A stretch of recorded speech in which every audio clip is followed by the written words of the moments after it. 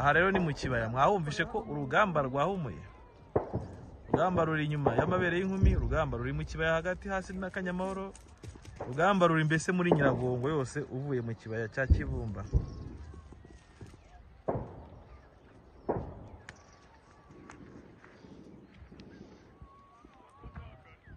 M23 avec leurs parrains rwandais tenaient les points décisifs de Kaungole, ce qui leur a permis de réoccuper Masisi Centre cet après-midi. Mais les combats continuent. Ibihe byiza kuri mwebwe mwese mukunda kandi mukurikira makuru n'ibiganiro bya Indeba Kure TV muradukurikira mwifashishije ubuhinga ngurukana mumenyi kumbonesha kure ya YouTube.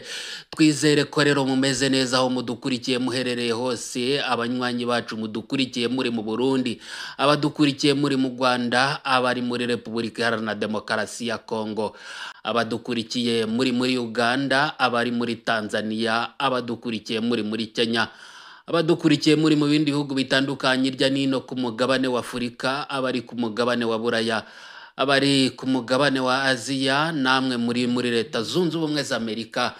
Mwese ndabahaye kaze nanone mu biganiro n'amakuru yacu y'aka kanya.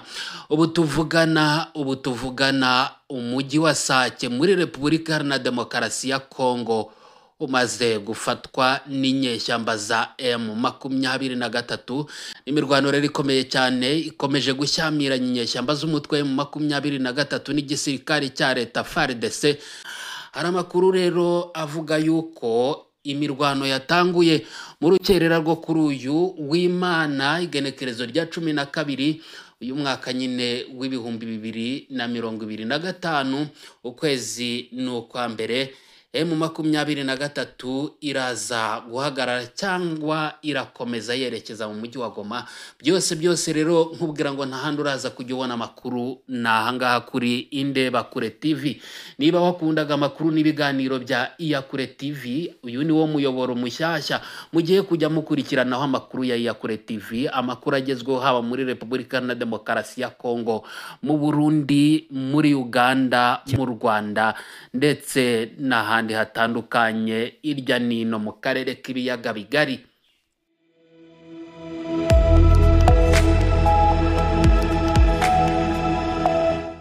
Kuva rero mu ntango z'icyumweru giheze inyeshyamba z'umutwe M23 na Repubulika Iharanira Demokarasi ya Kongo byongeye gutana mu mitwe. Kugeza ubu ngubu rero abaturage batari bake bakaba bamaze guta izabo, abenshi rero barahunga berekeza mu bice bitarimo imirwano.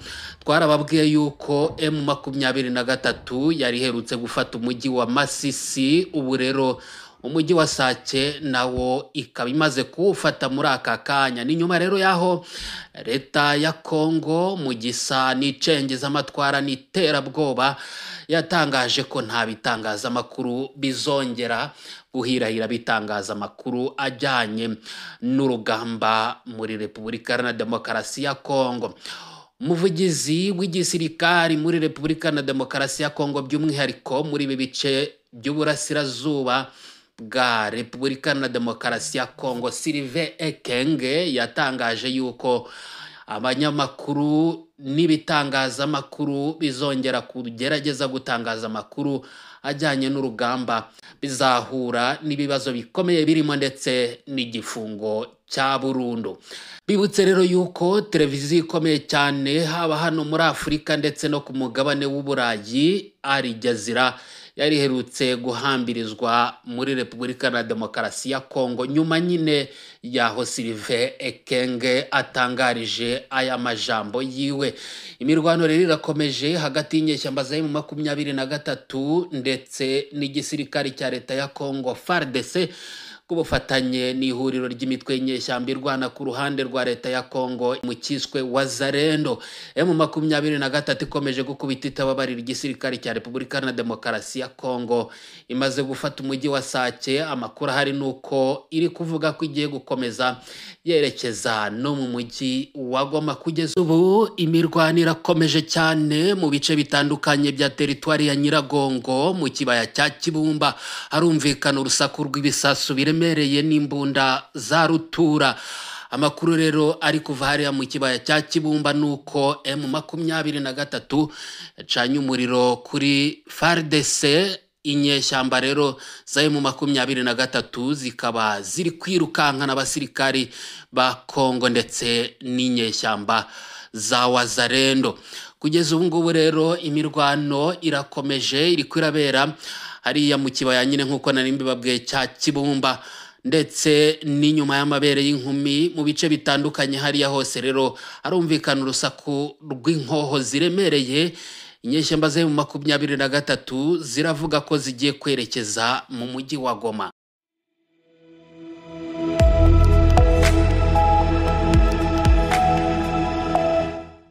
Nari nabibabwiye rero mu mfunyapfunyo yuko M23 kugeza bimaze kwigarurira umujyi wa Sake nyuma ya Masisi. Kugeza ubu rero imirwano irakomeye kandi irakomeje. Yatanguye kuwa gatanu w'icyumweru giheze mu bice by'imisozi miremire bya Sake n'ubundi za Bweramana na Minova. Iyi rero ikaba yarasize umutwe w'inyeshyamba za M23 ufashe ibice bitandukanye birimo Bitonga, aho abaturage benshi batanguye guhungira muri za Masisi. Nyuma gatoya M23 iba isesekaye muri uyu mujyi wa Masisi. Ingabo rero z'u Burundi zabarizwaga muri ibi bice zarirutse, zarataye ziriruka. Umubare munini w'abaturage bagiye bahunga berekeza mu bice bya Ngundu. Aya rero niyo makuru agezweho muri aka kanya, ariko n'ubundi ntujye kure, turakomeza gukurikirana ibiriko birabera muri Repubulika na Demokarasi ya Kongo. Murabizi ko bitoroshye na gatoya gutangaza amakuru y'urugamba, ariko Indebakure TV nkwibutse ko yo iri mu mirongo rwagati y'urugamba.